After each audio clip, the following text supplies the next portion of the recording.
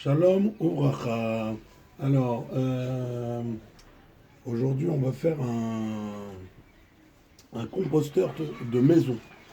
Alors, en fait, c'est ce qu'on appelle du low-tech, c'est-à-dire que c'est pas très technologique, mais en tout cas, ça fonctionne. C'est la première fois que je le fais, donc vous serez indulgent sur le montage et le timing.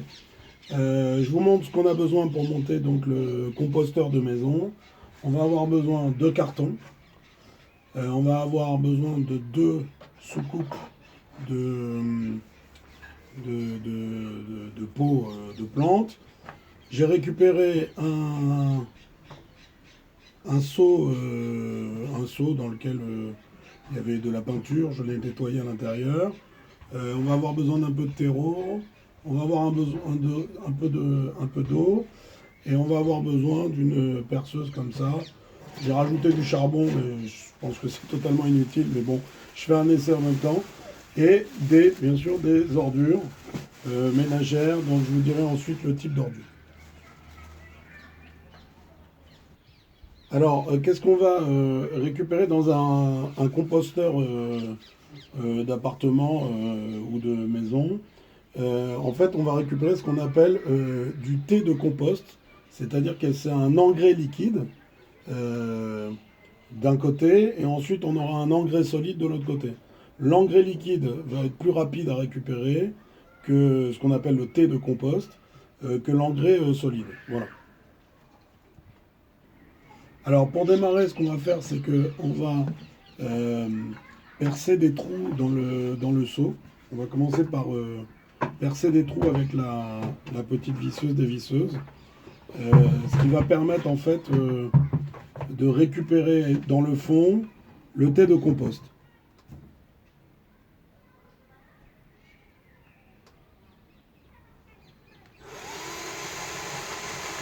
Alors, on va faire plusieurs trous dans le fond. Autre chose aussi, on va faire des trous sur le côté. Alors ça, euh, c'est conseillé si vous mettez votre composteur en extérieur.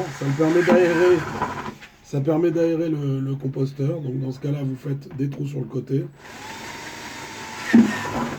rapidement. Vous pouvez aussi faire les trous avec un tison rouge que vous aurez brûlé un petit peu avant pour faire les trous. Et ça permet d'aérer donc le composteur. Euh, Si vous me laissez dans un appartement, surtout ne faites pas les trous sur les côtés, ça sert à rien, parce que sinon ça risque de sentir un peu fort. Voilà, en fait, vous prenez un risque que ça sente à l'intérieur de l'appartement.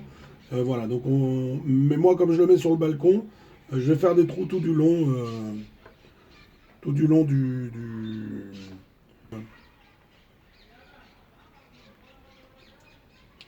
Je vais faire donc des trous tout autour du seau.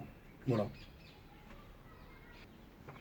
Donc voilà, là j'ai fait les trous tout autour du monceau. D'accord. J'ai fait plusieurs trous dans le fond.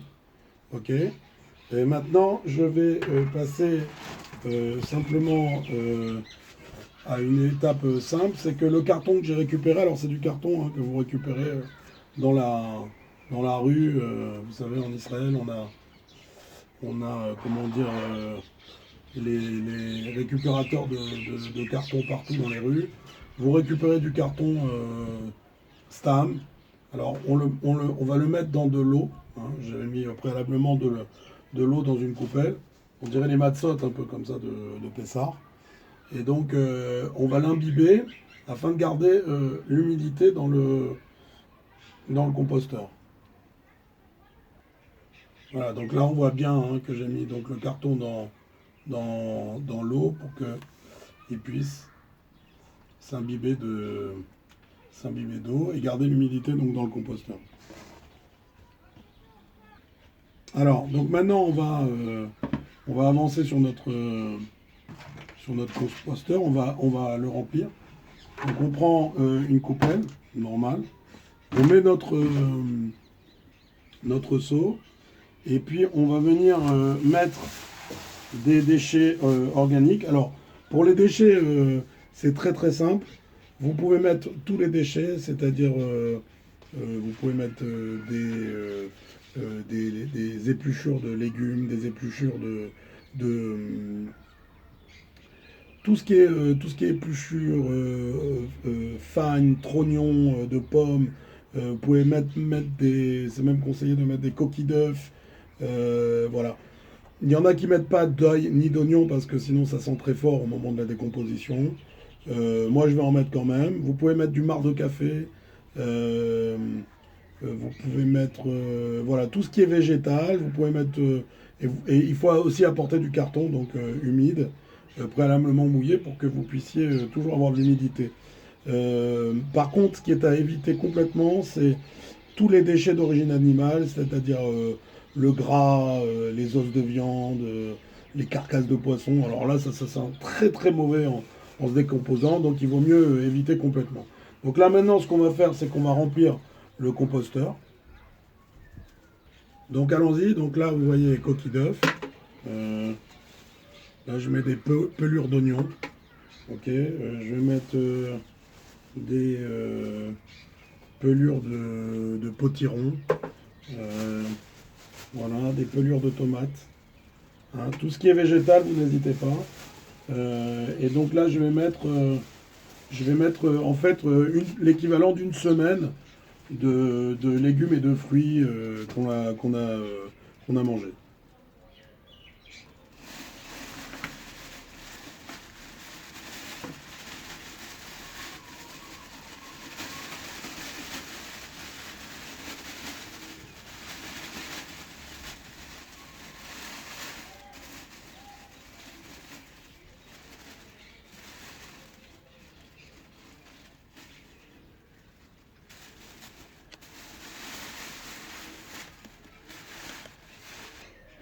Donc une fois que vous avez versé toutes vos épluchures, hein, tout ce qui était végétal, vous rajoutez de la terre.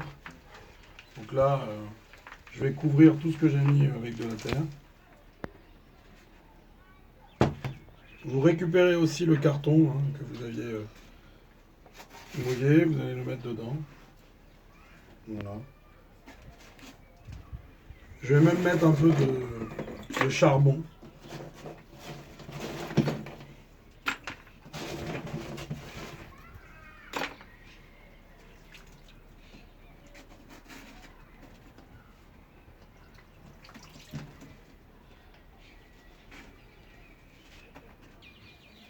Voilà, donc maintenant je vais remuer un petit peu ma terre avec tout ce que j'ai mis dedans, hein, donc mon carton, les épluchures. Voilà.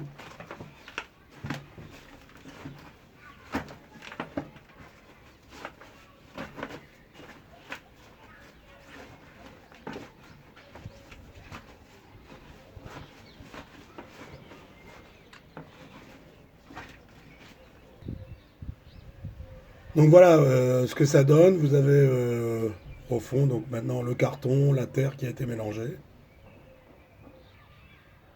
Voilà, donc pour finaliser, j'ai remis une pelletée de terre hein, pour un petit peu recouvrir le tout.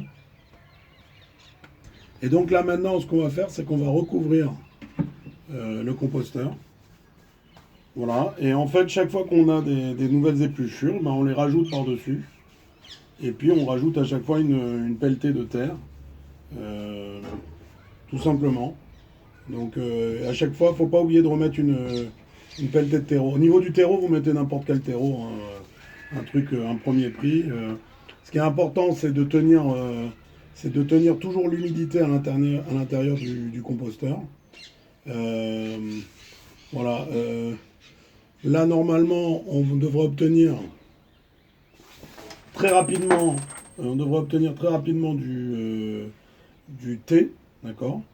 Euh, Et puis, alors ce thé de compost, en fait, quand vous l'aurez en bas dans la coupelle, faudra le récupérer et puis le diluer. Donc c'est un volume de thé de compost pour 10 volumes d'eau. Alors ça, vous mettez ça dans vos cultures, ça booste vos cultures d'une manière extraordinaire. Par contre, vous aurez, je pense, du compost d'ici 2 mois à peu près. Vous aurez un compost qui sera solide, celui-ci, une fois que vous aurez bien rempli votre composteur. Au bout de 2 mois, vous avez un terreau que vous pouvez utiliser directement pour vos plantes. Voilà, quelque chose qui est très très riche et qui va nourrir vos tomates, vos roses, vos rosiers, etc. Quoi d'autre encore? Donc le composteur, il est à remuer une fois par semaine. Euh, voilà, en gros. Ah oui, sinon vous pouvez aussi acheter ce qu'on appelle un bokashi. Vous verrez ça sur internet. C'est ce qu'on appelle un composteur où il n'y a que de l'engrais liquide qui sort. Alors là, c'est un composteur sans odeur. Il faut juste mettre des germes de compostage dedans. Regardez, ça s'appelle un bokashi. C'est un composteur japonais sans odeur, qui est un composteur de cuisine qui est composé de plusieurs étages, en fait qui ne récupère que le thé de compost. Et ça c'est pas mal. Mais en tout cas, là, vous voyez, sans investissement énorme, un seau, un peu de terre, un peu de carton, vos épluchures, deux coupelles, ben voilà, vous pouvez préparer du compost gratuitement à partir de vos épluchures. Il n'y a pas la peine d'aller en acheter